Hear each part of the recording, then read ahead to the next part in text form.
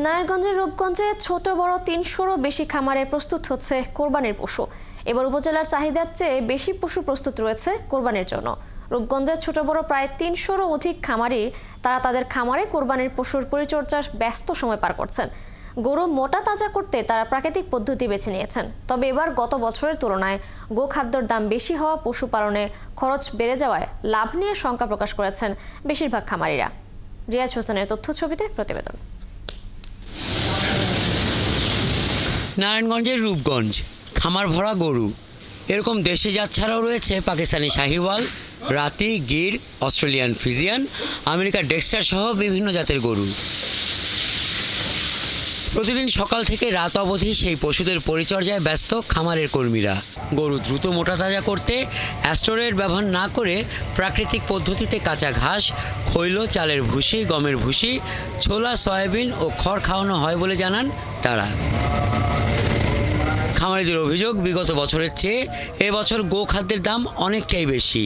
এতে পশুপালনে খরচ বেড়ে থেকে অনেক দাম বাড়ছে, কস্টিং খরচ অনেক বেশি হচ্ছে। গরুতে লাভবান হওয়ার সম্ভাবনা খুব কম। পরিশ্রম করতেছি, মানে পরিষেবাভাবে রাখি, যার কারণে আমার এদিক খুব কাস্টমার অধিক তাড়াতাড়ি চাপে আসে আমার দিকে। 200 রুপয়ে গরু আছে, আমরা কোনো ভেজাল টেজাল খাওয়াই না।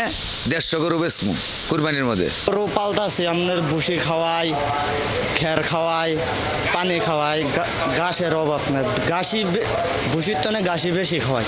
রূপগঞ্জ উপজেলা প্রাণী সম্পদ কর্মকর্তা জানান, এবার চাহিদার চেয়ে বেশি পশু প্রস্তুত হয়েছে।